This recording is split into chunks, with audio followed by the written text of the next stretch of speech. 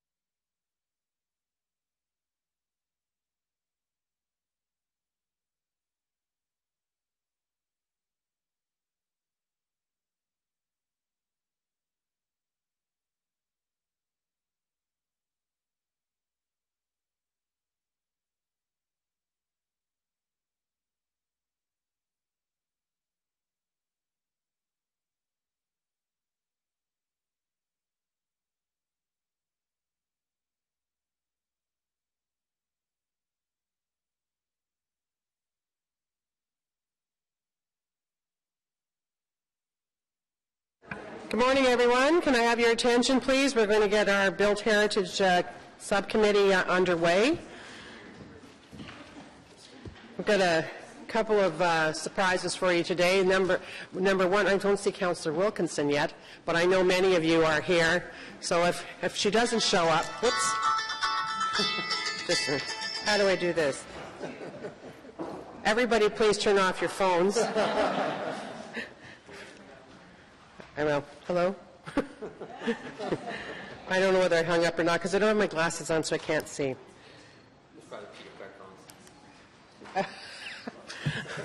Okay, so we do have Councillor Wilkinson is going to be doing a presentation on Beaverbrook, and so I'm very excited for that to happen. But first of all, after calling the meeting to order, we have the minutes, confirmation of the minutes. Carrie? Oh, hang on. Sorry, Madam Chair. I had a question just for clarity purposes regarding Member Podolsky's motion about 7 Clarence. I know it doesn't state it in here implicitly, but I was under the impression that that would be coming back to the Built Heritage Subcommittee. It will when we have something to bring back. Yes, okay. It will. All right. For sure. Thank you. For information. Right. Okay. Okay. Thank you. And so, any declarations of interest? Should have asked that first. No? None? Okay. And we have communications as noted from the, with regard to the Heritage Workshop and the letter from Ministry of Tourism and Culture. So, before we start with our regular agenda, I do have something that I'm going to share with you all. The mayor, members of council, and many residents have been steadfast in their efforts to address the deplorable condition of some buildings in the City of Ottawa. Buildings that are often vacant, unkempt, ignored, and left to deteriorate by their owners. Of particular concern to councillors and this subcommittee, which really, you know, is why this subcommittee was formed, and we are dealing with heritage differently, as well as a number of community and heritage organizations, is a practice by some owners of heritage buildings to neglect these to the point of occasioning their demise, which, as we've heard from many of you, is demolition by neglect. Last year, City Council fortified the Property Standards Bylaw to increase the standard of care for heritage buildings. Granted, these new provisions cannot undo years of neglect for some buildings. However, I am happy to say that going forward, these provisions should prevent future demolitions by neglect. That said, there is one specific building that we believe the owner is failing to protect: Our Lady's School at 287 Cumberland Avenue. In February 2013, the chief building official was provided a report which disclosed that the building was unsafe and should be demolished immediately. The chief building official issued orders under the Building Code Act requiring the owner to, among other things, render the site safe for the public and requiring the owner to arrange for the building to be assessed by a professional engineer with heritage experience in order to identify what, if any portion of the building, could be preserved if the building was to be demolished at all. I know several of you were at the meeting when this committee had that before us. In response, the owner launched a number of court applications against the City of Ottawa. The city sought and obtained a court order requiring the owner to produce the report prepared by the heritage engineer. Prior to the other court cases proceeding further, both parties agreed to an alternative path to preserving parts of the building. Terms of settlement were agreed to late September 2013, which provided for a detailed timetable for stabilization, repair, and demolition of parts of the building that were beyond saving. While the city brought a report before this subcommittee, the Planning Committee and Council, in support of the heritage permit and provided relief to the encroachment bylaw, the owner has failed to commence any of the work along the plan that was submitted and agreed to by both sides. While the owner has raised concerns about the city's approval and permitting process over the past few months, some of which the city has addressed, this in no way justifies this owner's failure to even commence the work in accordance with the timetable agreed to between the parties. This failure makes it highly unlikely that the owner will be able to complete the work by the agreed-upon deadline. In fact, there is now a concern that the building has suffered more damage as a result of this prolonged neglect and lack of action. This is not tolerable. The city has been patient and will not stand by to watch heritage buildings being destroyed through neglect and inaction. I can advise that the mayor has directed city clerk and solicitor to quickly take steps to revive the court applications that were paused as part of the terms of settlement and to take whatever action is necessary to ensure this building is stabilized, repaired, etc. before the next winter. In addition, the chief building official has confirmed that she will revisit this site and determine whether any further orders requiring the building to be reassessed by a heritage engineer are needed at this time. In essence, I am advising you that the City of Ottawa has resumed its litigation with the owner of this important heritage building and is taking steps to obtain full compliance by court action and by other means as determined by the chief building official based on the results of the engineering reports. I thought that that was important to say at the beginning of our meeting. I know that it's not part, but through the attention, the good attention of the folks in the Lower Town Community Association, and certainly Ms. Maitland and her folks at Heritage Ottawa have been keeping a watch on it as well. Our Lady, when we were dealing with it, we were fortunate to identify the opportunity to keep 2 of the walls, and we're not about to see that decision tossed away like somebody's old news. It's not going to happen under our watch, and that's why we're making the statement today, and I thank you all for your attention. Councillor Fleury? Merci, Madame la Présidente. Merci des mots. C'est des mots sur lesquels on a eu la chance de discuter, évidemment. Puis j'aimerais remercier Arlene pour tout le travail et puis pour l'attention portée à ce dossier, ainsi que Sally Coots. We've had issues on this property, as you're well aware of.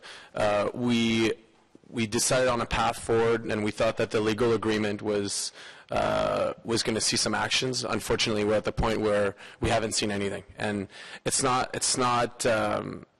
about us not giving enough time. It's not about us not understanding the challenges.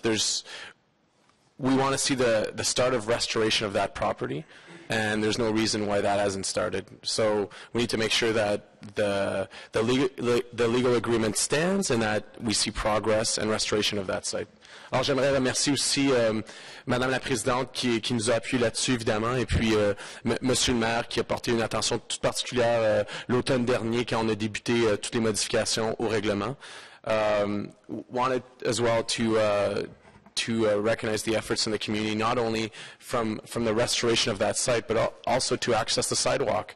We get many complaints because right now it's barricadé, and you know, from one of the elements, we want the public access to the sidewalk, to the lane, but also we want to make sure that the property is safe and well restored. So hopefully this reopening of the legal process gives us results. I think that's the intended outcome here, and it's way overdue. Thank you. Vice Chair Podolsky?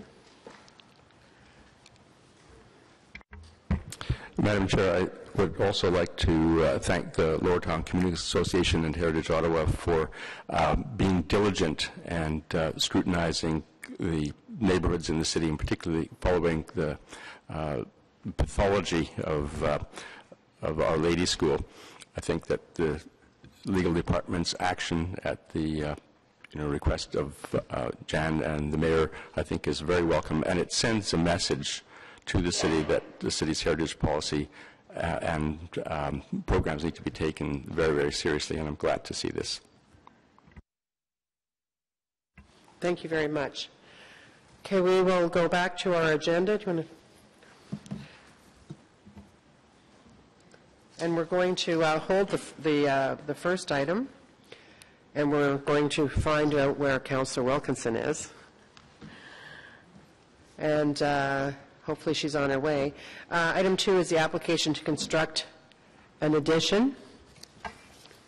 Do we have any speakers? We have speakers that are opposed, so we'll be holding that item. And in the information previously distributed, is there any need to hold the temporary intervention with Fleet Street, or is that information received? Received? Thank you. So have we had any, hang on a second.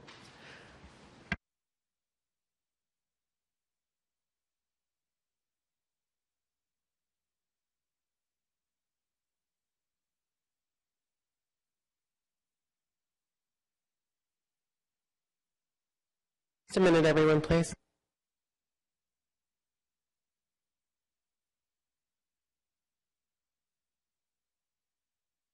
Okay, we're going to go ahead, I think, with Crichton because we, unless Councillor Wilkinson shows up in the next minute while you're approaching the table, she is bringing the presentation, and I ask your indulgence, those of you that are here just to listen and support. And Mr. Taran, thank you.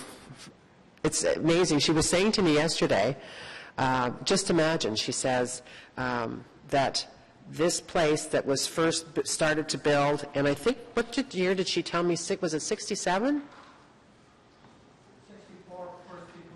64, and I was saying, geez, I thought it was longer than that because Barrhaven first moved in 69.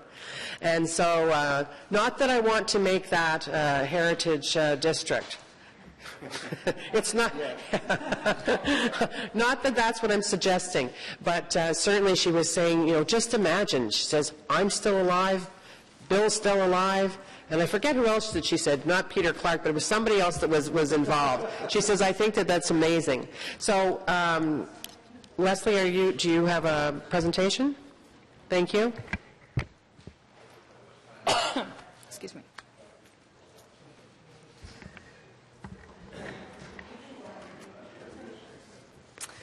Good morning, Madam Chair, members of the committee. As you've seen on the agenda, the application before you today is to construct an addition at 205 Crichton Street, a property designated under Part 5 of the Ontario Heritage Act and located in the New Edinburgh Heritage Conservation District. So I'll just give you a brief overview of the project since it is a little bit different than some of the other projects you've seen. You've heard me say before when I show you things in New Edinburgh that the grid is a bit skewed, but for the purposes of my presentation, I'm going to call this north, even though it's not quite right, but north being facing onto Crichton Street. So the property is located at the corner of Crichton Street and Dufferin Road, which is right at the edge of the New Edinburgh Heritage Conservation District. So the boundary of the district runs right down the center of Dufferin Road along the west side of the property. So you can see it's here on the corner and here on this corner. Just to show you the current conditions, as I said, so the boundary runs down here, down the middle of Dufferin Road. This is the property in question. Across the street is the former Crichton Street Public School, which has been converted to a new use, and also an associated, more contemporary condo development and townhouses along Crichton. The character of this side of Crichton Street is more in keeping with the character of the rest of the neighborhood. So the building was constructed in 1945 on a vacant lot, so it was a later development in New Edinburgh. It was planned originally to be a two-story flat roof building, and I'll talk a little bit more about that in a moment. Only one story of the building was constructed, and the hip roof that you see on the building today was added in 1994. This just shows you the streetscape. So this is looking, I'm going to call west along Crichton Street. The front facade of the building, this is Dufferin Road on this side. So you can see the character of this side of Crichton Street is primarily the typical 1.5, 2.5 story gable end to street single family houses that you see throughout New Edinburgh, and probably the most common house form. This is the rear of the property. So the property backs onto the corner of River Lane and Dufferin Road. It does have a fairly large cedar hedge. As you can see, I took these pictures a few weeks ago, so there was a lot more snow than there is now, thankfully. There is this sort of garage addition at the back. We don't know when it was built. There's no permit on file for it, so I can't give you an exact date for that. But part of the application here today is to remove this addition. And then this is looking along the other side of the property with the neighboring house adjacent. So as you can see, it has quite a high basement. And you can also see here that there's a bit of a grade change from the front of the property on Crichton to the back on River Lane. It slopes down. So, as you know, because it's located in the New Edinburgh Heritage Conservation District, it is designated under Part 5 of the Ontario Heritage Act, and all applications to alter designated buildings require the approval of City Council after consultation with this committee. One of the interesting things about this property in terms of evaluating the alteration is that it is considered a gateway building in the Heritage Conservation District. So at the time that the district was designated, all of the buildings that marked the entrances to the district were designated as gateway buildings and were encouraged to be retained because of the role that they play in marking the entrance to the district. So despite the fact that during the course of the overall evaluation, this building was evaluated as a Category 3 building in the district, it was considered a Category 2 building for the purposes of this evaluation because it is a gateway building.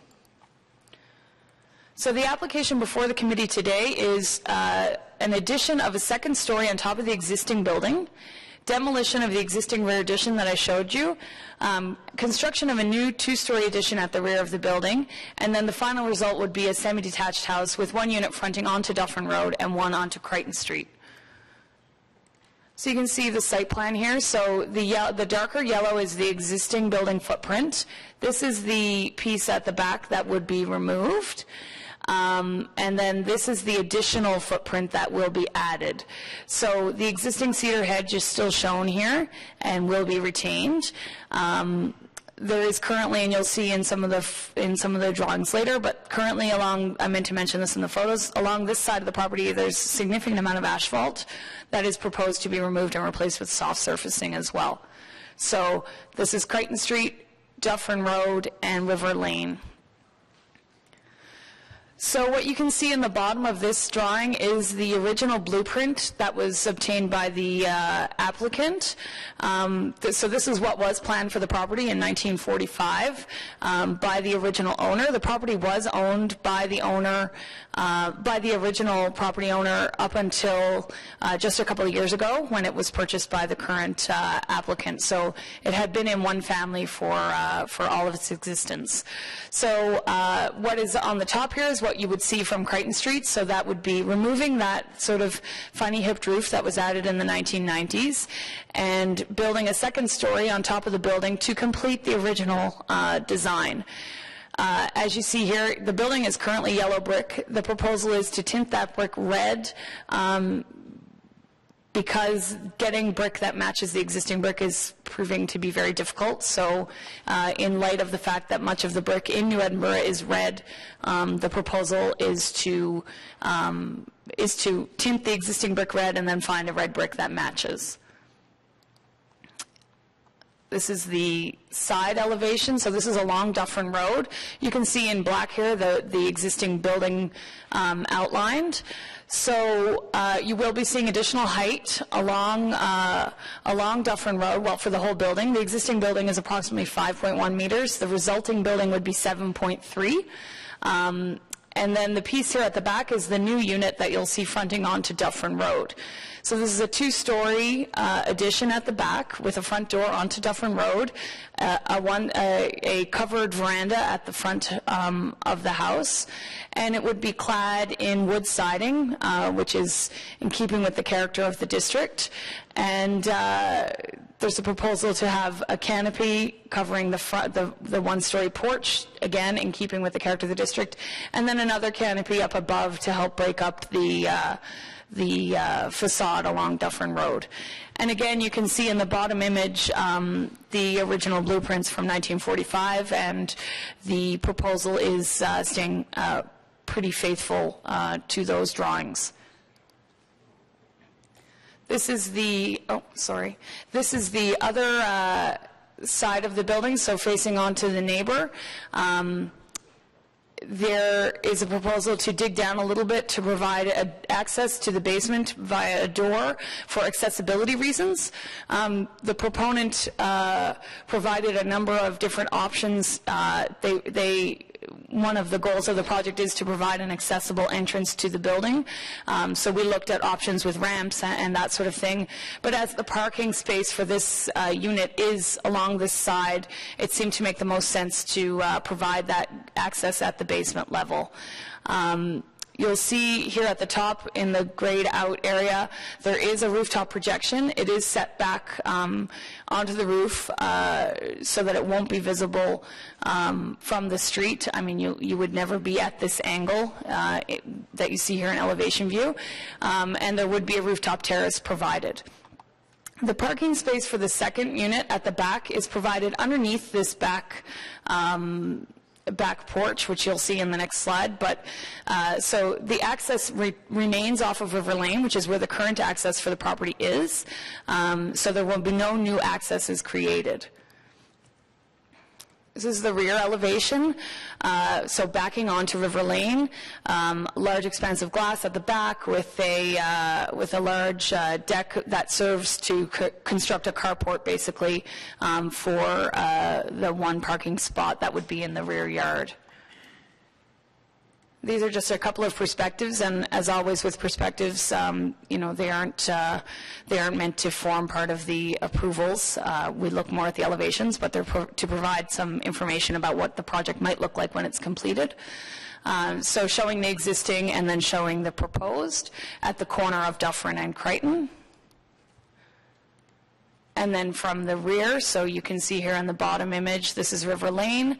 It's not quite the exact angle, but River Lane would be here at the back. These images are useful in helping understand the impact of the proposal. The top image shows the existing condition at Crichton and Dufferin. The second image shows the the proposed condition. And again, looking along Crichton Street, here you see the existing building and then the proposed building superimposed. So the recommendation of the department on this application is to approve the application subject to the approval of minor variances from the Committee of Adjustment, issue the heritage permit with a 2-year expiry date, and delegate the authority for minor design changes to the Planning and Growth Management Department. The Heritage Conservation District does have guidelines. The guidelines for this that are applicable to this application include section 3.2, which talks about the objectives of the guidelines, which is to encourage the conservation and or sympathetic renovation of buildings in the district. And then section 3.3 has specific guidelines related to additions that aim to ensure that the historic building remains the dominant presence in the streetscape. However, as you can see from my sort of lengthy explanation of the project, it is sort of an unusual project, and it was instead evaluated for its overall impact on the character of the existing building, the property as a gateway to the HCD, and the HCD as a whole. Section 3.4 is the streetscape guidelines, so maintain existing trees, and plant new ones, and then maintain the verdant green character of the laneways. As I mentioned earlier, the proposal includes the removal of a large amount of asphalt along the west side of the property and replacement with soft landscaping. And again, no new access would be created from River Lane, and there would be no loss of trees at the back of the property. We also looked at the standards and guidelines for the conservation of historic places in Canada as part of this proposal. The applicable standards are Standard 1, which is conserve the value of the historic place. The department feels that the proposal does conserve the value of the New Edinburgh HCD and reflects the ongoing incremental development of New Edinburgh as an important historical trend. Standard 4, this is one that we grappled with a little bit. Recognizing each place as a physical record of its own time and place. Do not create a false sense of historical development. So this project could be seen to be doing that. But as a record of the immediate post-war period and reflecting the value of the existing building and the alterations that have already occurred to that building, the department feels that the proposed addition is compatible with the history of development within New Edinburgh. And then Standard 11, conserve the value of a historic place when creating any new additions.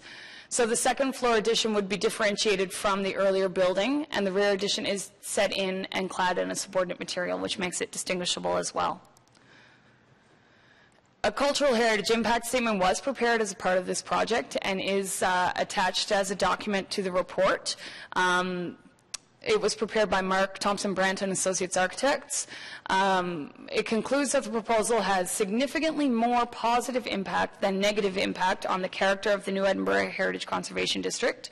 However, it does propose a couple of mitigation measures. The first is to reduce the height of the rear addition by enough to sort of differentiate it as an addition at the rear, and that other cladding materials could be explored. It does say that the proposed wood siding is appropriate, but that other cladding materials could also be appropriate. Those mitigation measures have not been implemented by the applicant. Oops. In terms of consultation, Heritage Ottawa was consulted, and their comments are included in the staff report. They generally support the proposal. They do also support the mitigation measures that were proposed by the Cultural Heritage Impact Statement. The New Edinburgh Community Alliance also was consulted. The applicant met with them, and they provided the city with lengthy comments on the proposal. They do not support it. Their comments are included as an attachment to the report.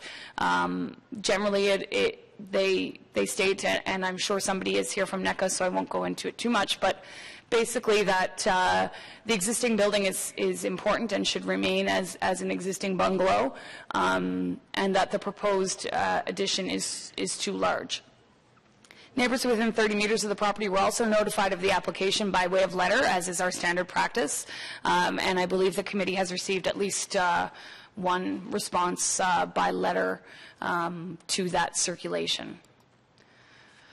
So in conclusion, the department supports this application because it meets the intentions and objectives of the Heritage Conservation District. It retains and enhances an existing building.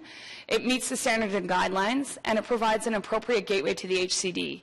And then finally, I think it's an interesting project from a heritage perspective. As I said, we sort of grappled with the idea of whether or not it was falsifying history or not, but we thought it was, in the end, sort of an interesting infill project on a building that really has lost much of its integrity with the addition of that hipped roof in 1994.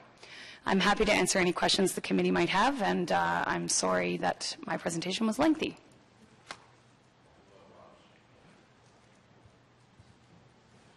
Well, I think your presentation gave us more clarification, so I think that was well worth the time. And I'm sure we have Member Smallwood, please. Thank you very much. I think it's an excellent proposal. I think it's a great example of infill, and I think it is. It strikes me as being a sensitive infill. The one concern I had was you mentioned that the ground floor, the existing brick is going to be kept, and that new brick will be added on top, and that the ground floor brick will be tinted to match the new brick up top. My concern is just a few years down the road. The experience that I've seen with bricks is that if you attempt to change the color, eventually that will go. So I can see in a few years you're going to have a two-tone building, and I just wondered what the thought about that was. Thanks. Through you, Madam Chair, I would tend to agree that I had some concerns with the proposal to tint the brick. My preference would have been to keep the yellow brick and add more yellow brick, but the size and profile and color of the existing brick has proven very difficult to match.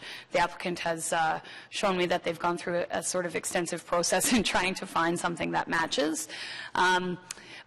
I don't have a lot of experience in tinting of brick, so I'm not sure how it does play out in the long term. So I don't really have an answer for you on that, but it's probably something that would have to be explored further as the design, as the material choices progress once the applicant, if the applicant gets approval. Councillor Hobbs? Thanks, Madam Chair. Thanks very much, Ms. Collins, for your presentation. I just was wondering about the a comment made in the Cultural Heritage Impact Statement about the reducing the height of the rear addition, and I was just wanting to get your feedback on that, because I would expect that the second floor of the building in front is it considered an addition, and how is that differentiated between the addition in the back and the addition in the front? Yep.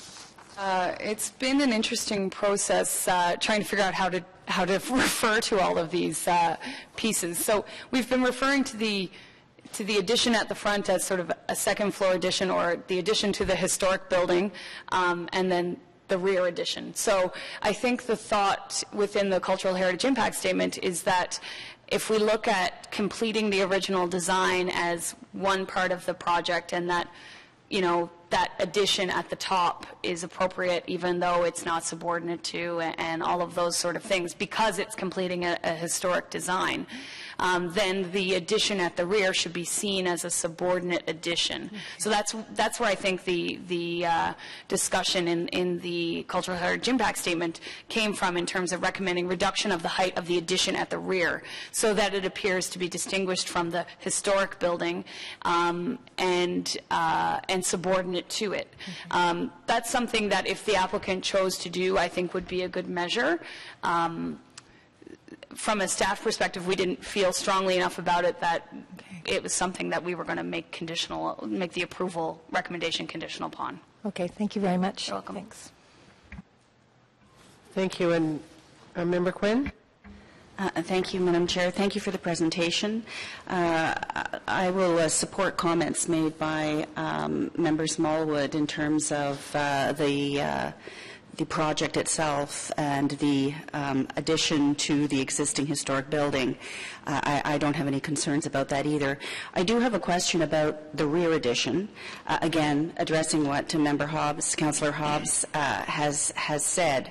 I noticed in the NECA letter that was submitted with the package, there's mention of the guidelines governing additions to existing houses, that the size be limited to 30% of the existing structure's gross floor area. Now, even allowing for the new historic building, the addition, I would say, is certainly more than 30% of that. And I thought, is there any way that the owner allowing for that issue, would there be a willingness to maybe go back and look at the height issue? Through you, Madam Chair, I actually do have that information here. I just want to find it in my papers. It actually started out in my notes as a question to you as to what percentage it did actually represent. Right. So there was a sorry. Okay, here we go.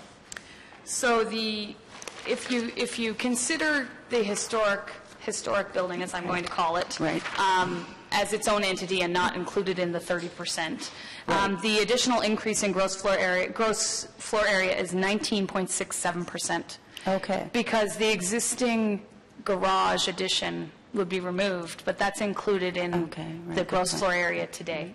So the increase is about 20%, so it is under. Okay. But that's sort of accounting. Obviously, if you don't count the second floor addition, it's much larger. No, I was thinking of it with that. Yeah. So all right. Well, that answers that. It's 20% okay. approximately.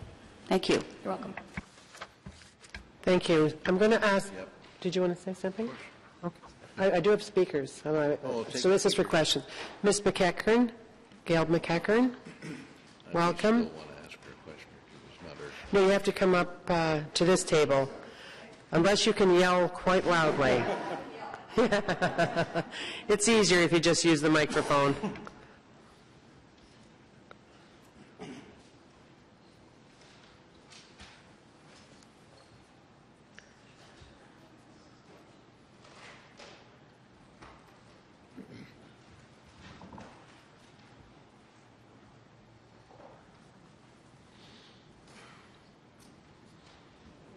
Good morning. Not surprisingly, I'm going to present a rather different take on this project. The Heritage and Development Committee of NECA has reviewed the plans for this project and the list of requested variances and the cultural heritage impact statement. The committee does not support the redevelopment being proposed in this application. The committee's observations and comments are outlined under the following headings: the lack of adherence to the New Edinburgh Heritage Conservation Guidelines, dismissing the value of the existing house as a suitable gateway property, and 3, the misuse of River Lane to access on-site parking. The primary aim of the New Edinburgh Heritage Conservation District Plan was, and still is, to preserve and enhance the historic village character of New Edinburgh. This was to be accomplished through the application of guidelines that would direct the management of the HCD to ensure the retention and conservation of the district's heritage resources. The meaning and intent of the words which describe the primary aim of the HCD plan are not ambiguous. The word preserve, as defined in the Canadian Oxford Dictionary, means to keep safe or free from harm, to maintain something in its existing state, and to keep undisturbed for protection. So what do we, as custodians of our HCD, want to keep undisturbed for protection? Primarily, New Edinburgh's historic village characteristics, which were modest, small-scale houses, rural-style laneways, tree-lined streets, long, narrow lots with landscape backyards. Guidelines governing additions to existing houses are clear. The height of the walls and height of the slope of the roof must not exceed those of the original building. The side yard setback must be 60 centimeters greater than that of the original building, and the size is limited to 30% of the existing structure's gross floor area. The existing building must remain the dominant presence in the streetscape. In this redevelopment proposal, the rear addition is not designed to honor the HCD guidelines pertaining to additions, which specifically address the relationship between the proposed addition and the original building fronting on the streetscape. In this case, the size and form of the proposed addition is based on a 1945 plan which added a second story to the original house, which was never built. Looking at drawings of the earlier proposal may be interesting, but it is irrelevant when considering what is appropriate for this site. The reality is that there is a one-story bungalow on this prime corner of Creighton and Dufferin. That has to be recognized as the starting point for any proposal for this property. As it stands now, far from respecting the integrity of this modest structure, the two proposed additions, one on top of the house and a second in the rear, effectively surround and obliterate the original house. In the CHIS, under the section describing surroundings and adjacent properties, it says, quote, "The mix of contemporary and older structures, the mix of street setbacks, the mix of residential and institutional forms, the mix of materials and open spaces all give this corner a variety of character and delightful lack of cohesiveness." This corner is also important because it marks the entrance into the historic district. The property in question is classified as a Level 2 under the Ontario Heritage Act because of its status as a gateway property, which makes its retention in its present form important. After waxing poetic about the eclectic characteristics of the corner, the CHIS offers up a number of observations which throw a disparaging light on the wee bungalow. Under the heading of property description, it states, "This existing residence is characterized by its high ranch bungalow one-story form, which is an aberration in the district." Later in the document, in the section summarizing the positive negative impacts on identified heritage values, the author justifies and in fact promotes the alteration of the existing house by saying, "The existing uncharacteristically low building is unsuitable as a gateway building, and therefore additional height and volume is appropriate." This is followed by proposal is for 2 stories, which is much more compatible with within the immediate context, and therefore a better gateway building than the existing incompatible bungalow. Having celebrated diversity, which is one of the assets in the HCD to protect, the author wants to change the look of the bungalow and turn it into something that better matches several other large-scale structures in the vicinity. A critical point is being missed here. The bungalow has existed in its present form with the exception of a roof alteration since 1945. It has been part of the New Edinburgh HCD since 2000. Whether one likes the architectural style or not is irrelevant. It represents a particular moment in the history of New Edinburgh's evolving streetscapes. There's no justification in turning it into something that it is not. The redevelopment proposal also involves accessing the property fronting on Creighton and the rear addition via a new driveway off River Lane. This flies in the face of years of work by the New Edinburgh residents and supported in the past by the city to limit access to properties abutting lanes in order to reduce vehicular traffic on the lanes and to prevent the loss of green space as the result of constructing a second building next to a lane. The proponent plans to divide the existing property into two parts with one dwelling unit fronting on Creighton and the second dwelling unit fronting onto Dufferin Road. Under Section 59 of the city's bylaws, frontage on a public street, it states, no person shall develop or otherwise use any lot unless that land abuts an approved public street and has a means of access to the street that coincides with the part of the lot which abuts that street. In this case, the dwelling facing Creighton should be accessed from that street, and the second dwelling should be accessed via Dufferin. This issue of increased demands from developers to access properties from the lanes and the willingness of the city to acquiesce to these demands contributes to the degradation of the HCD. NECA does not endorse this proposal in its present form. It virtually eliminates the existing house by incorporating it into a much larger structure.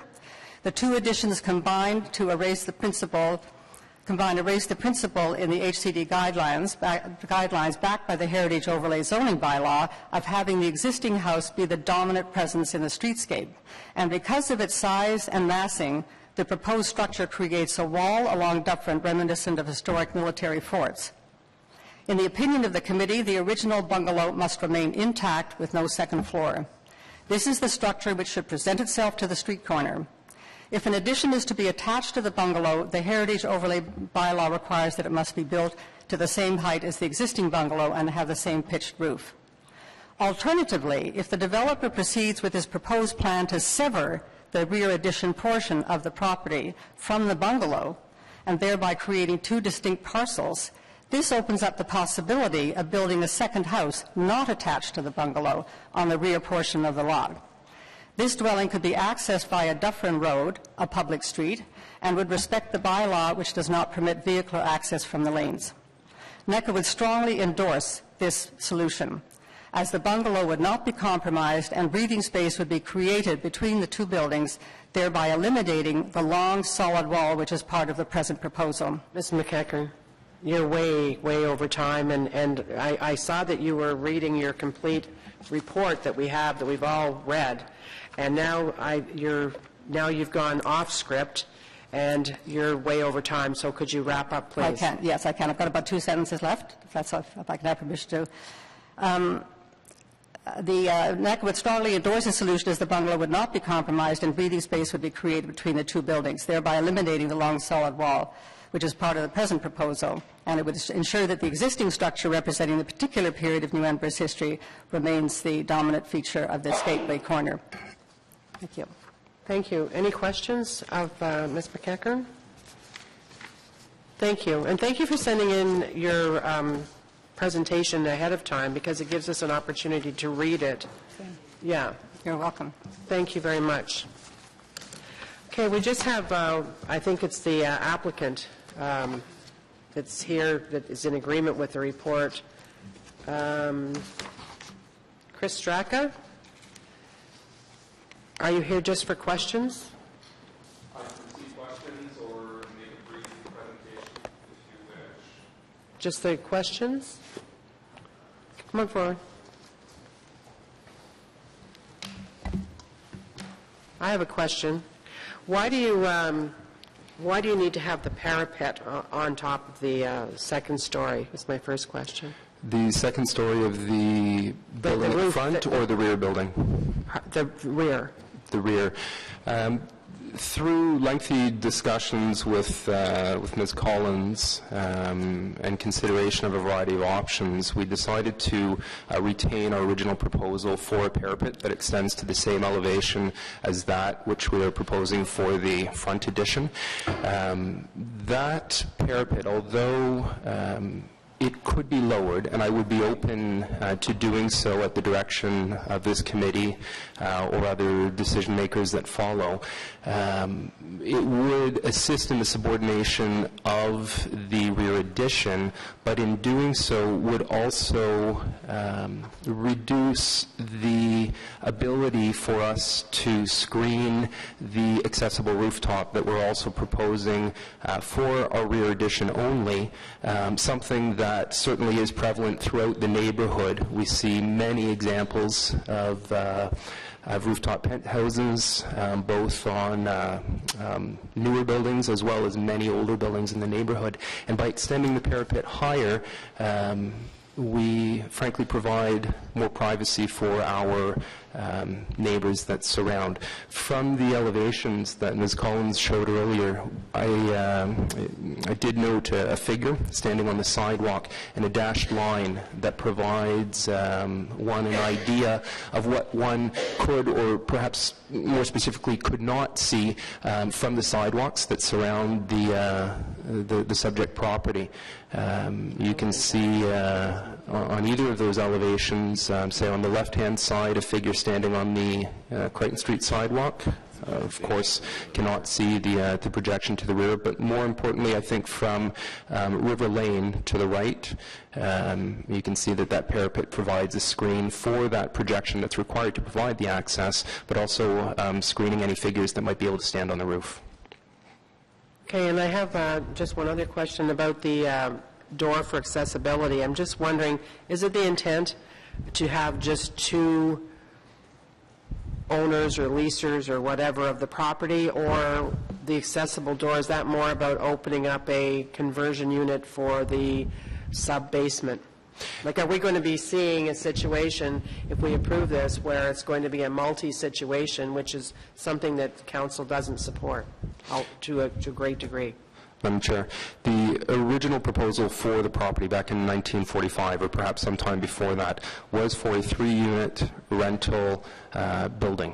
That development has obviously not yet been completed. What is on site currently is a 2-unit rental building, or a primary residence with a secondary suite in the basement. Both are currently rented. It is my intention to realize the original proposal, the provision of 3 units total on the site.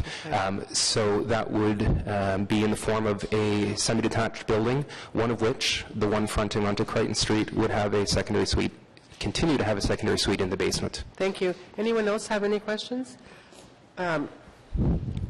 Councillor Hobbs? Thanks, Madam Chair. Thanks, Mr. Straka. I was just wondering if you could comment on what Member Smallwood brought up about tinting the brick and the longevity of a process like that. As Ms. Collins mentioned earlier, it is a point that we have discussed at length. The cladding of the existing building or the proposed addition is something that I am completely open to considering and reconsidering again. The current proposal is the best option that I was able to arrive at, but if through the direction of this committee, you would like me to continue exploring other options that don't involve tinting of the existing brick, I'd be pleased to do that. To follow up on your comment, following up on mine, I just can't imagine that in 10 years it's not going to look strange. The brick is a porous material, and attempting to put a pigment on one section of the brick and not the other, at some point or other, they're going to change, they're going to weather differently, and the building's going to look strange, in my view. So do you want to make a recommendation? I would recommend that he rethink that approach. And work with staff? Work with staff would be fine with me. Do you want to write that up formally for us? I think he's Or is it already just indicated. direction on that? I think. Okay? Yeah. All right, good. Thank you. Okay, thank you very much. Anyone else? Member Quinn? I have a question. It's probably more for Ms. Collins, and it's to just some clarity around the question of access from River Lane. Right now, currently, and for you as well, obviously, you're you're located there. You can access the property from River Lane. So this is not a new. This wouldn't be a change of what is currently happening. Is that correct? That is correct. You can see in the aerial photo on the right-hand screen that there is currently a driveway access off of River Lane that will be retained. And is that typical along the back houses fronting Creighton Street along the lane? Are there other examples of that existing currently? Yes, you will see, along much of River Lane, that's where the garages are for Creighton Street properties. And from a planning perspective, we would not support the addition of another driveway on Creighton Street when there's an existing access on River Lane. Okay, thank you very much. Thank you. Thank you for coming today. Thank you. Thank you. Okay, so back into Councillor Clark. Well, my view of this, looking at it, the question I had, I think Carolyn's brought it up, they already have access from River Lane. That's what you said, right? So there's not a new access onto River Lane. So it doesn't violate that particular principle. The other question I have is that the creating that distinct cladding on the back building, the addition, if you want to call it that, was it considered that this should be one type of cladding on both front and back of this development? Through you, Madam Chair, we discussed the cladding at length. It is my opinion that if we are looking at, if the theory behind looking at this proposal is that the front portion is a historic building and the back portion is an addition, then the addition should be clad in a different material. It doesn't have to be wood. It could be something else. It could be brick. There's many options here. I think the wood that has been proposed is appropriate. I think other solutions might also be appropriate. I think that the change in cladding does help to break up that facade along Dufferin Road, and that if the entire thing was red brick, it might appear a lot more massive. So that would be my professional opinion on that. Okay, well, I've had an architect's opinion which agrees with you. That's good to know. So we percent. What do you think, though?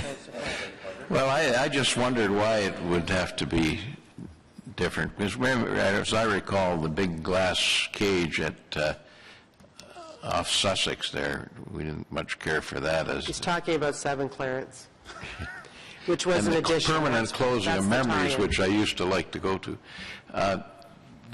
We might bring it back to heritage and not be yours or my age. By the time it gets back to us, we'd be long past this age. I looked at it, and I looked at the clapboard addition on the back, which now I hear may not have even had a building permit. And I don't know that it adds anything to the district. I look at the proposal and look at it on the streetscape with the building in it, and it does not take anything away from the heritage conservation. In fact, it might be argued that it is an enhancement. So sort of mixed emotions that it is not all that modern brick and stone and glass that we're seeing on infill everywhere else. It's an attempt really to respect heritage. So from that point of view, I'm disposed to be supportive of staff's opinion, which is something new for Leslie. Thank you. Thank you. Anyone else have anything? Vice Chair Podolsky?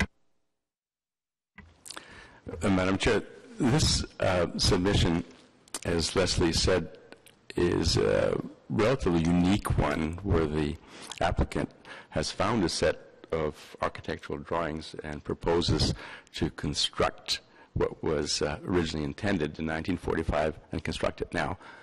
I think that I'd like to draw attention to Gail McEachern's submission.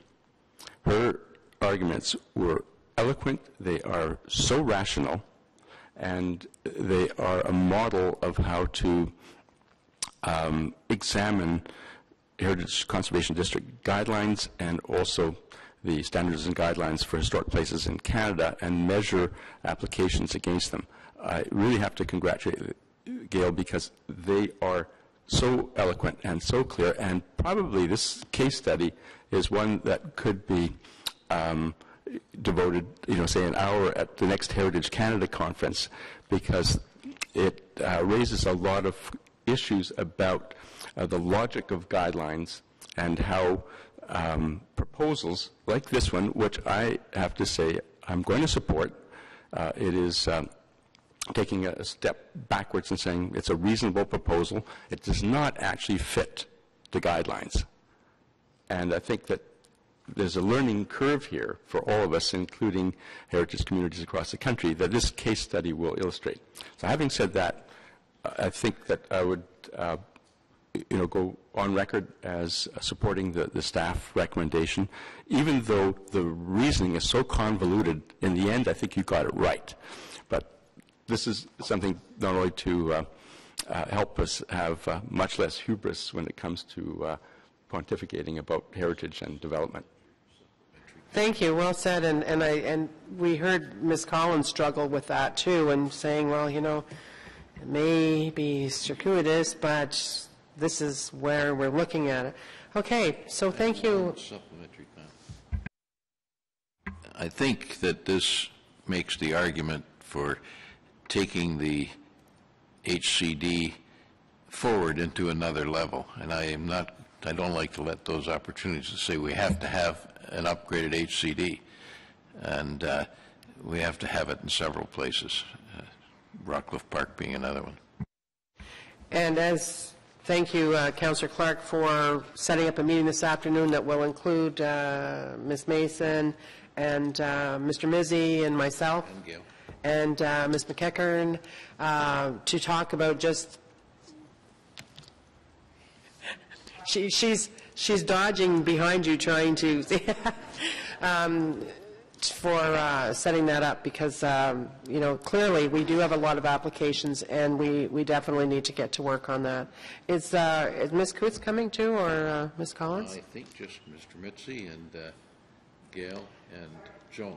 Right? It probably would be beneficial to have either of them, if they're available, come. So anyway, thank you. So on the staff recommendation, Carrie, thank you very much. We'll see you this afternoon, Ms. McEachern.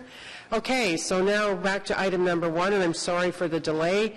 Thank you all for coming. Beaverbrook. The beloved Beaverbrook. I haven't seen Mary Ann since about 9 o'clock.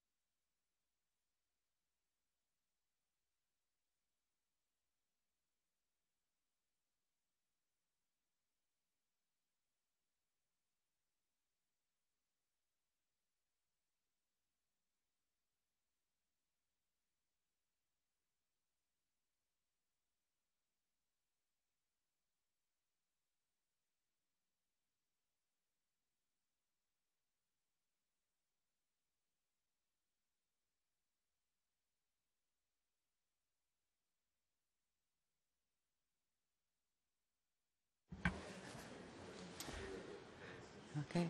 Well, thank you for the opportunity to start a very preliminary start to looking at a Beaverbrook Heritage District.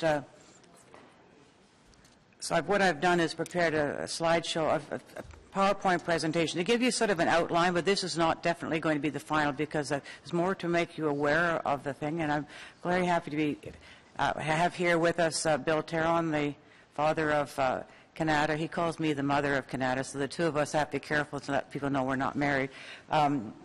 We also have his son Chris here, who has been helpful in getting pictures that you'll see here for me. And the president of the Community Association, Gary Seeley, is here, and several other members of the community are here as well. Because the community is extremely interested in this, and this is something that's being brought from the community up as opposed to somebody else bringing it down. The Council last fall passed this motion. I will go through it, but it basically was to bring forward in their priority setting that we would do a study of Beaverbrook as a heritage study, and that's indicated they would need money next year to do the study. What the community has said is we'll start the study now and do as much as we can so that we'll reduce the cost to the city and have much more community involvement in doing it. So this is sort of the beginning of that.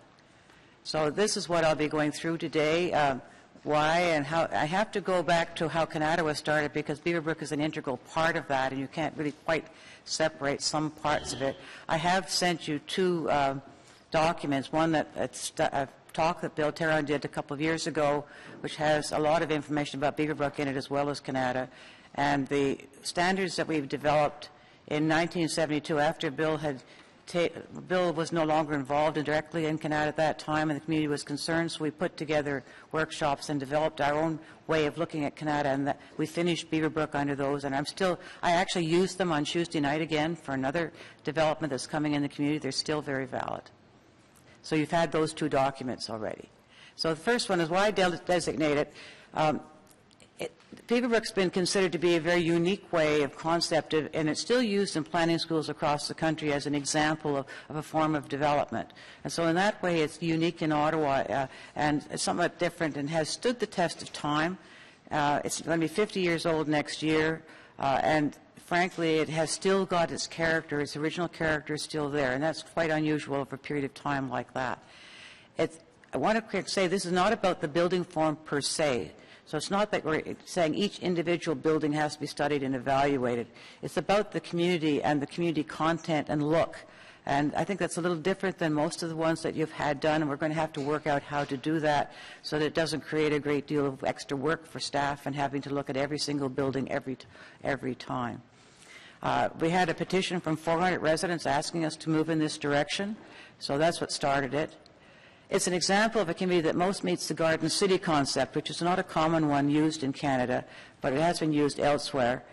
And we had also the Beaverbrook, all the names of the streets, everything is done by Canadian names. And so I live on Farley Drive, and all the streets off Farley Drive, which is a collector, are named after Canadian painters. And Leacock Drive is named after writers and composers. And Penfield Drive is after scientists and doctors. So there's a real theme that's done right through it that gives a great pride of location, and schools still to this day get their kids to, and the younger children say, one of your first assignments is to research the name of your street, as an example. And even the condominiums that have been built since all follow the same concepts. Okay. Sorry. There's Bill when he was doing Canada. That's much nicer than, I didn't want to use a picture today because this is when he started off. He's a very young man, so this was very unusual. And what he did was to create what we call the Canada concept. And his idea was that he wanted to, rather than doing a suburb or a development that's a bit here, a bit here, and a bit here, get enough land to do a whole city. So he actually bought up more than 3,000 acres of land. And he planned the entire city for 60,000 people. And interestingly enough, the part that Bill had is running into about that population, even to 50 years later. It's really quite interesting. And it was to be a satellite town to the area outside the Greenbelt.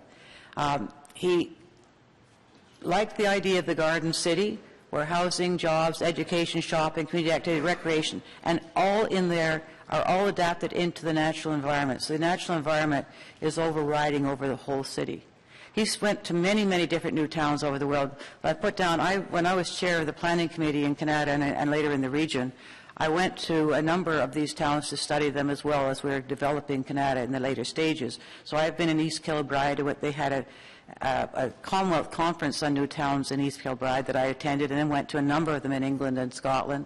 Tapiola in Finland, I've been there. Reston and Columbia in the United States are two examples of garden cities, and you can read about these. As I say, Bill, he went all over the world. He went to Japan and other cities as well. So this is the first concept that we had. So the orange area is roughly the area that was bought. And you can see where the 417 was to come through, but it wasn't built at that time. There was a sign right here that I always laugh about, because when I moved there, it had a great big billboard right there, and it said, 11 minutes to downtown Ottawa. And it was a field. Right? We had imagination. We've always had to have imagination in Canada. But it really shows, these are the sort of the cells or blocks, which would be communities or business areas or the town center along that. So he started with this sort of a thematic look at what a whole city would look like. Right? And then from that, and to do the location of where he'd buy this land up, he had some things in mind that I can remember from those days. He didn't want to use good agricultural land. Now we're finding out it's good environmental land, but at that time, and we wanted to be on the route of the 417 because that would give access into the main city, and which is an important thing, part of it. But really critical was nature was to be the spirit of Canada in everything that was done. The whole idea of the community was that it would fulfill the human purpose that people have and the potential and consequences of it. And it was to be a city that was not just for young families with kids, which many suburbs were there, but it was to be right from the young children right up to the seniors. It was to be a very broad range, and a broad range of income, so that you could live in there and you could have your cleaning woman live in the same community, because there was different types of housing, different ranges of income. So that his design showed housing areas, schools, technology park, which is unusual in those days, the town center. The whole idea was it's a whole city, so you need a town center, schools, golf, but also the part of the nature was the golf course, the lake, which was to be built, the riding stable, which was there originally, which my daughter learned to ride at, and distinct boundaries between the communities. So every community of housing was to have a separation from any other communities. So you have a really strong identity for community. And the first one, and that's still to this day true in Canada, for all the ones, even with the amalgamation, we've been able to do that. So the ones coming in from Goulburn kept their own character. The ones coming from Nepean kept its own character. So this is one example of some of the open space. The Earl of March High School is in the background there.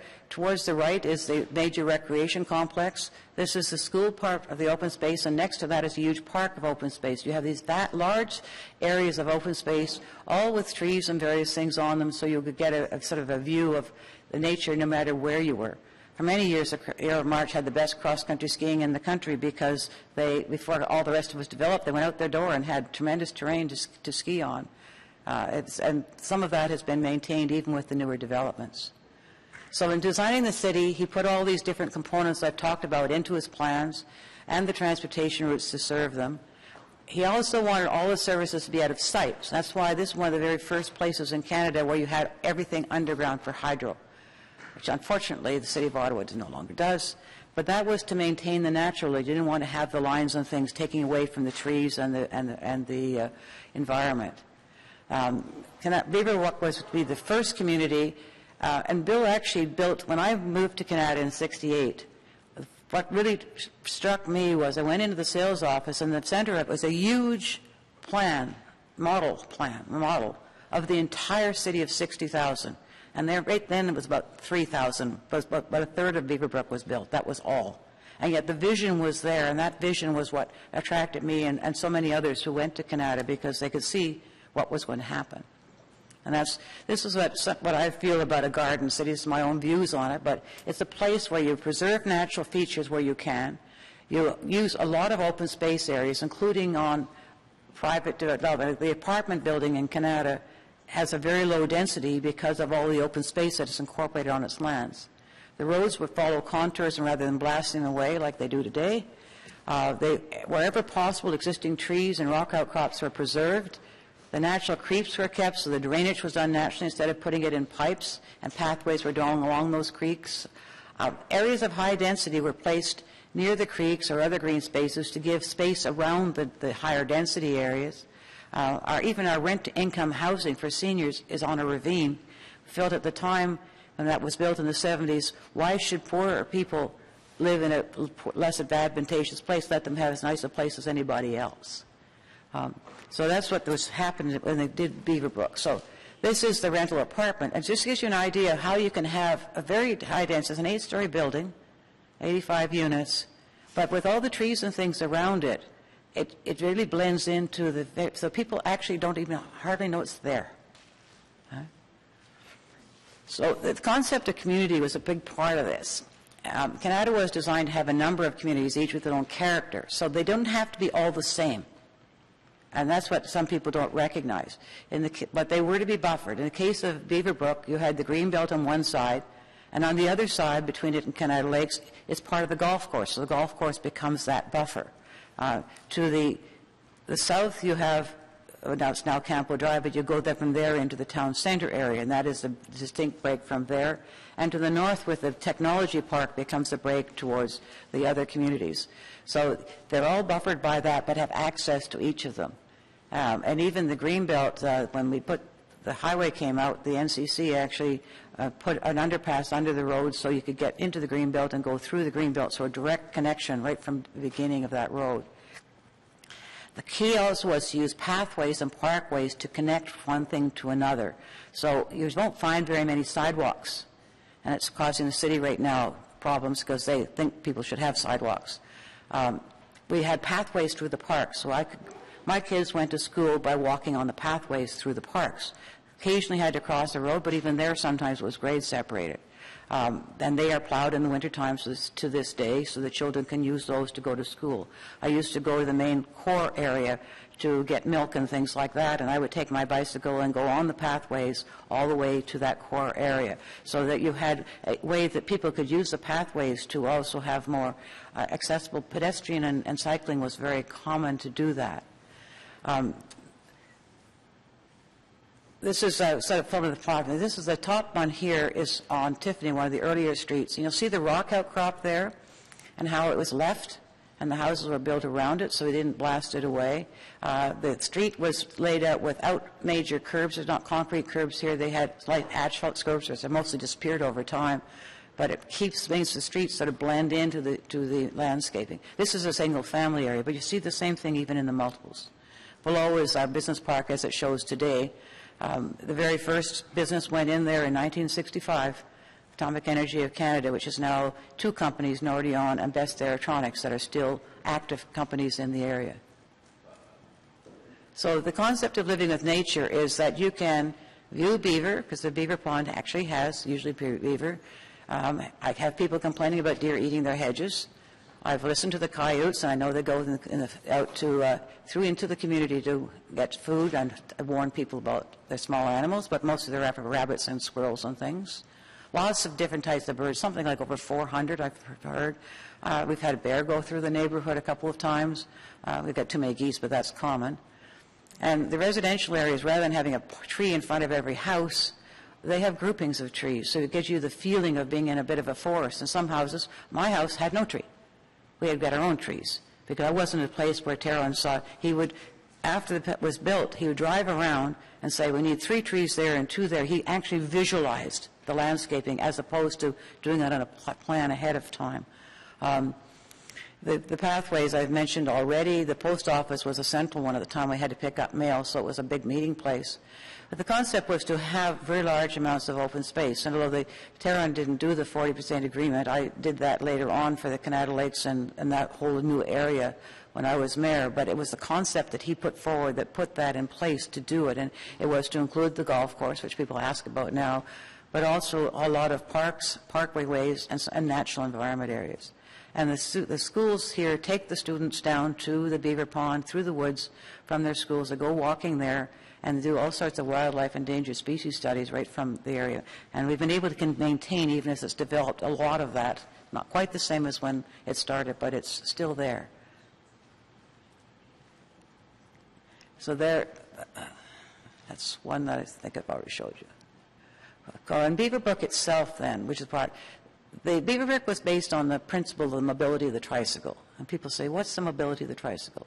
It's the idea that a child from their home can safely go on a tricycle in the immediate neighborhood. And that's where the parks and the pathways came into it. And then from that, you went on to other aspects of it. It's designed with 3 neighborhoods. I'll show you the plan in a minute, each with its own collector road with clusters of homes, and we still call them clusters. They're connected to the collector roads. The school site would be in the center of that with an adjacent park, and one of the neighborhoods has 2 schools because it has a separate school as well as a public. This was before we had the specialized schools that we have today. And every cluster of homes had parkland on at least one side, and walkways from the cluster to the parkway. Right, so it's very much keeping people being able to get to nature. So this is a 1972 plan, I think, around that time. It's changed a bit, but where this road is here now is one road of Campo Drive on the south side. This is the Early March High School that's at the edge of the community, so it serves a broader area because it's not just for the community. These white spots here and above have been incorporated into the community since. This is a townhouse development, and this is this is Terry Matthews Complex in there, and there's a condominium complex in here that wasn't there then. But you can see the clusters of homes. This is Tiffany, this is Pentland, this is Sandwell, this is Kingsford. Each of them have adjacent green space. The school is right here, so in this one, so there's pathways that go through here and through here and through here to get to that school. And you can actually come from the Canada Lakes area, which is up in this area, through this park here. There's a pathway, so the children up there come through this pathway and cross to the school. And that pathway is maintained in the winter right across the golf course. This is the Varley neighborhood, which one I live in. It has the 2 schools. It's a slightly larger complex. It has more clusters, like Pellin, Bourgeois, Carr. These are all the artists in this area. Milne. This is one of the condominiums. You can see the condominium. This is a rental unit, sorry. You can see in the center of them, it's open. They had a green space in the middle. This big green space here is where the apartment building is. And these are rental townhouses. So one of the beginning, and these are rental townhouses. And since this picture was taken, we've had more condominiums built here and in this area here. So the boundary of Beaverbrook is roughly pretty well this. It goes around like this, and it goes actually along the golf course here. So it's got very, very close identity. And you can easily see the three neighborhoods, the school here, the school here, the schools here. So the walkways between the homes, I mentioned, go to that. They also went to the central hub, and they also could be used to get to the high school, which is at the periphery. It's multi-generationally and socially economically diverse, because from the very beginning, there were owner homes, condominiums, rental townhouses, rental apartment buildings, which all the different income groups could use. So that meant you had different ages and different groups right from day one. That's right from 1965, which is extremely unusual. In fact, to this day, the only place outside the Greenbelt with apartment buildings is Beaverbrook. I have a lot now, more than one, but for many, many years this was the only one. They're just starting now in the south end and the east end to build apartments, which is a different form of housing for different people. And the building in nature, we gave it a spacious look, because people think that Beaverbrook isn't very sparsely developed because of that. It actually has a higher density than most places because of the multiples. But only 40% of the houses are single-family homes, whereas in other parts like Glencairn and things, you would get up to 90% single-family homes. So this is a rental housing complex, and look at how it was developed. These are townhouses on a creek with trees through there, but quite high density. You can do high density that it still looks like nature. That's Beaverbrook Lane. Right? So the 3 neighborhoods connected, and you had at the central core all of the things that you'd want to have. So there was a shopping center right from day one built, and it had a grocery store, it had various other services in there, and at the end of it was a community center that was built and given to the community to run. And there was an outdoor pool and a tennis court. So the concept was that you had to have all of these facilities from day one, and that the community should be involved with them. There's a daycare center went in that area, church has gone in that area, the fire hall. The library originally was there, and we've had to enlarge it but it's still in the general area. So this is the early advertising, just to let you give an idea. All the different things that Bill Tarrant said was going to be there or in this pamphlet there, and the next page is there.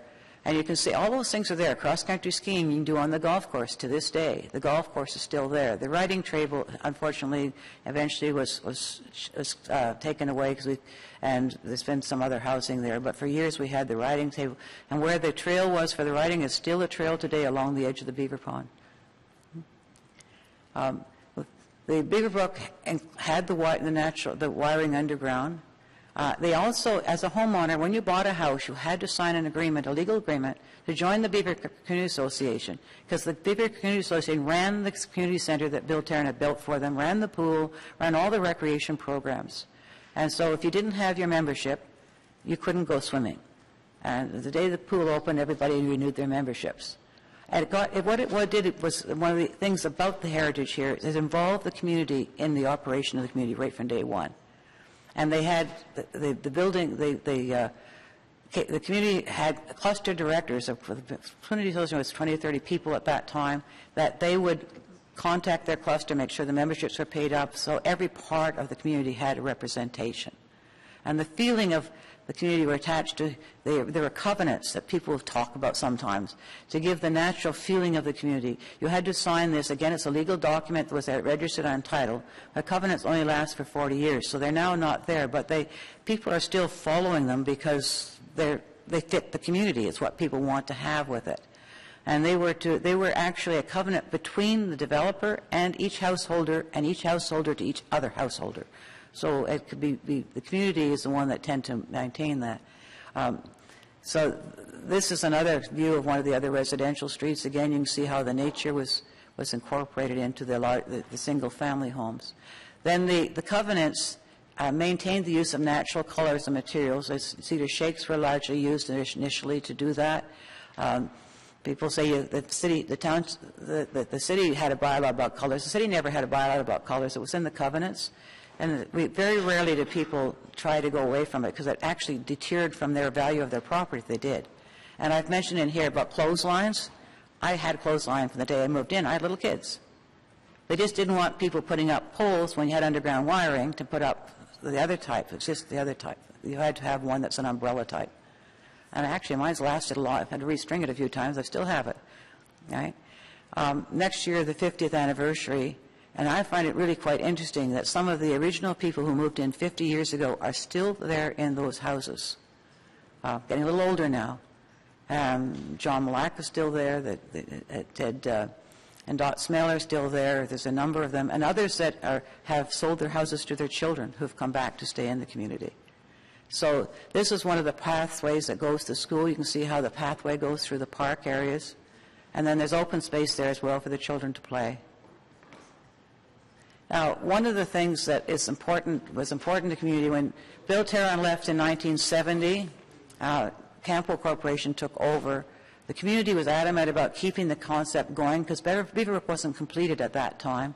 I was given the role of being chair of the planning committee because I was supposed to be an expert. I had taught urban studies at high school, so that gave me the expert. But we got a group of residents together. We had a lot of people with professional backgrounds. We held what we called the CAN Plan workshops. We had over 200 residents that spent a full year meeting after meeting after meeting, and they came up with 12 different reports on different aspects of how the community should go. Those were used to complete Beaver Brook. We're still using them today, and I did send you the 1972 guiding principles. That was what came out of that workshop. And the one that I used the other day was we're having an expansion lands to the north in Canada that are added to the city, and the people who back onto the field there, had a meeting with them earlier this week. I said, under the concept, we have to have a buffer there, and we're talking about trying to get the developers to put a buffer of there's a tree line in there to keep that tree line and have a pathway as a little buffer between them and the next community. And so the still is there, and Beaver Brook was the first one that really showed how that worked. So what do we do now? We're going to be holding a public meeting, probably more than one, to give information to the public on the process of developing a heritage district so that they're involved from day one. We're going to need a steering committee that follows it, and the rules that you have in the city asks that be happening, and that can develop how we're going to go about doing it. We may or may not need to have a consultant to work with the community and students. We have some university students who have been looking at it, but as Bill Tarrant told me the other day, the students are students. if they're going to talk to him and say what he's going to say, he might as well talk directly himself. And interesting enough, three people that were really involved in this from day one, Bill Taron, John Malak was the reeve before me, and is still actively involved in the community, myself, are all still alive, which is a miracle, and can fit into this before it's too late. Then we'll develop the draft recommendations, the things you were just dealing with in the previous report, and get a final report that would come through this committee to make the decision on whether or not to do it and how to do it. And I'm really wanting to see that this will happen, but we want to do it not in a way that every house has to go through every little manipulation. I think in our guidelines, minor things would happen just as they do now. So if you have any questions, or I think some of the others wanted to say just a word. I don't even think that we need to even do a study. I think you've done the whole job. Let's just vote on whether or not it should be. Councillor Clark? I read the report yesterday, and I felt it was an excellent report. I also felt that reading it again today was probably redundant from my perspective, but not from yours. Obviously, there are a bigger audience here. I think I first visited that community in 1972 as president of the Windsor JCs. Well, that's why they were one of our very first businesses to be in the little building on. Yes, I know it well. It's now the Music for Young Children, which was started by Canada residents and now provides service to people around the world. It's interesting how this. Absolutely. Yeah. In any event, I guess when it gets to the point of where it fits in the lineup of people for heritage conservation districts, we might get into some basic debate in terms of who's already in the queue and where it stands and when this can be done, I guess is the best way to describe it. I totally agree with the concept. I think it merits heritage consideration, without a doubt. It's just a question of if in the priorities of the city, we need to look at the ones that are already there and whether there's going to be room for another one next year or not. And that's a different debate. It's not on the merits of what you presented, because on the merits of what you presented, it's quite clear that this is an excellent proposal. Thank you. Member Smallwood, that was very nice. Thank you. Member Smallwood? Thank you very much. Just a suggestion for you. It was a very interesting presentation, and it took me back to when I was involved with creating a conservation district for Rockcliffe, because we had the same types of issues. We were looking at the importance of the houses in a landscape setting, natural materials, and no sidewalks and that sort of thing. So since we've gone through it all, it might be worthwhile that you talk to some of the people that were involved with the setting up of that conservation district, just to help you with the process and the... That would be helpful. If you could send me their names, I would... Sure, I'm happy to do that. We're a little different in that we have a lot more multiple housing than Rockcliffe Park does, and that does put a different dimension on it. Okay, everybody wants to speak, so keep your answers short for right now. Councillor Hobbs, then Member Quinn, and then Vice Chair Podolsky. And what about you, Councillor Moffat? You good? Okay. Thanks, Madam Chair. Thanks very much, Councillor Wilkinson. I was just wondering if there were any key threats to the area right now that you're perceiving, or is that what has precipitated this, or... The reason the 400 people signed the petition is because we are getting infill, just as you are in your community. We've dealt with to the Parkway, and we're able to actually, in the end, get it to a point where we could actually maintain a lot of these characteristics. And it's not perfect, but they're setting it back. They're putting in more trees there, and it's next to a treed area that's going to probably be maintained. It belonged by another property, but it's staying there. We have another one that came in at 15 stories that we're be coming to the Planning Committee next month, probably, that is causing us some concern right now. And we have a third one, which is an addition on the existing apartment for seniors residents. But in this case, the developer has been working very carefully with the community. It's met with Bill Taron, it's met with that, and they're trying to come up with something that will actually fit in with infill without changing the character. And Bill told us on that day, and he could tell you himself, that 50 years old, it's time for us to look at Beaverbrook again and say, how is it going to be redeveloped? We have some of the townhouses, been taken over by kind of slumlords. They're deteriorating very quickly. And rather than having somebody come in and redevelop that in a way that doesn't fit the community, can we do something that may end up getting higher density or changing to meet the present needs, but still keep the character of the community? So if we have this there, then we'll be able to more easily deal with what I see coming down the pike in 5 to 10 years. Thanks. I think that's a good point and really relevant. Thanks. Member Quinn? Thank you, Madam Chair. Thank you for the presentation. It was very interesting, and I support what Councillor Clark had to say. I would also, building on Sandy's suggestion about contacting people involved in the creation of the Rockcliffe Park Heritage Conservation District, I think it might be worth also talking to people at Heritage Ottawa. I do know that they have been involved as well with supporting communities. The lecture that was done by Bill Tarrant was for Heritage Ottawa. Right. Yeah, so there's some good resources there. And then also just kind of coming back to the students, it is a wonderful opportunity for students. I do know right here in Ottawa, Carleton University has a master's level program in heritage conservation run by Susan Ross. Yeah, now they had 6 students working on it. Then Okay. Bill's been, he does do work with that group. Okay. Yeah, we want the next generation to be buying into this. Yeah. Okay, thank you. Okay, thanks. Vice Chair Podolsky? Thank you, Marion, for the presentation, and thanks to my former neighbor in the north end of Winnipeg, Bill Tarrant, for being here today. I'd just like to kind of have this case study of the proposed Beaverbrook Heritage Conservation District set in a larger context that is of interest to the heritage program and policy of the city, and that is that the whole question of what is heritage and at what point do contemporary neighborhoods and contemporary buildings age to a point and and develop some significance that they are worthy of heritage consideration. And I think that the Briarcliff Heritage Conservation District that the city has approved, and others like this one that are candidates, and then the buildings that have been built in the 1960s and 70s, what we're calling mid-century modern, are on our agenda to study, to really be able to understand which of them are significant and worthy of designation and which of them aren't. So there's an ambitious program that we have and not enough staff and time to do it. Thank you. Thank you. And I don't know whether Councillor Wilkinson mentioned, but she does have university students that are already working on this, as was the case. And the community association, and we have a lot of professional people who are quite helpful. I do have Mr. Seeley. Gary, you wanted to come up and speak, or do you not want to speak, or?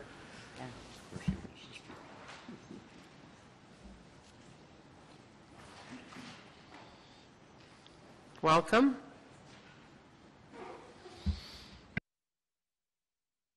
Thank you.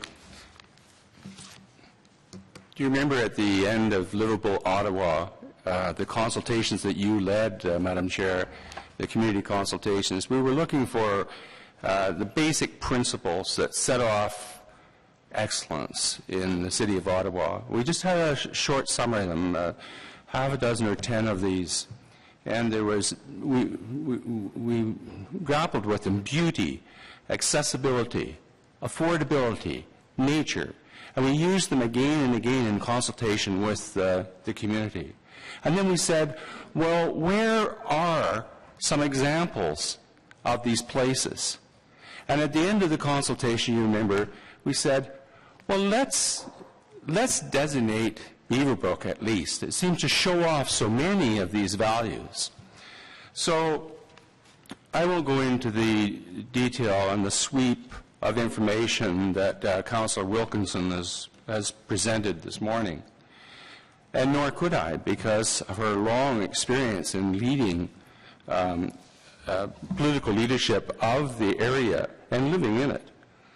But just to say that the Canada Beaverbrook Community Association, which I represent as the president, strongly supports the spirit and letter of Ms. Wilkinson's presentation. And last night at the board meeting, we're just setting up for our annual general meeting, the board reaffirmed unanimously its commitment to assisting in the study, to be involved in it, to be engaged in it, to support it. We want to be a partner with the study, and resulting in designation. So, and there are two studies going on right now from Carleton University in the community, and there's enthusiastic subscription from the people. So one is by Professor John Walsh, and he's doing oral histories with the local people on how their experience in Beaverbrook shaped their lives and how they too shaped the legacy of Beaverbrook. And the other is with Professor Bruce Elliott. He's known for his City Beyond, the history of Nepean. And he's directing his grad students to work on Beaverbrook this fall. And did I mention 400 people signed a heritage petition calling for the designation of Beaverbrook. It is, I'll be very brief, petition to the Council of the City of Ottawa, Beaverbrook Heritage Area Designation.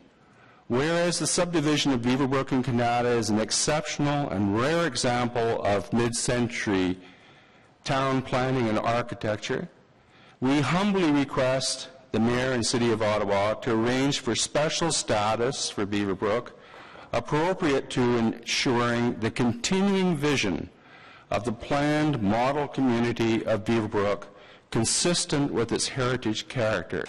The first signatories on that petition were John Malak, who's already been mentioned, and Bill Tarrant.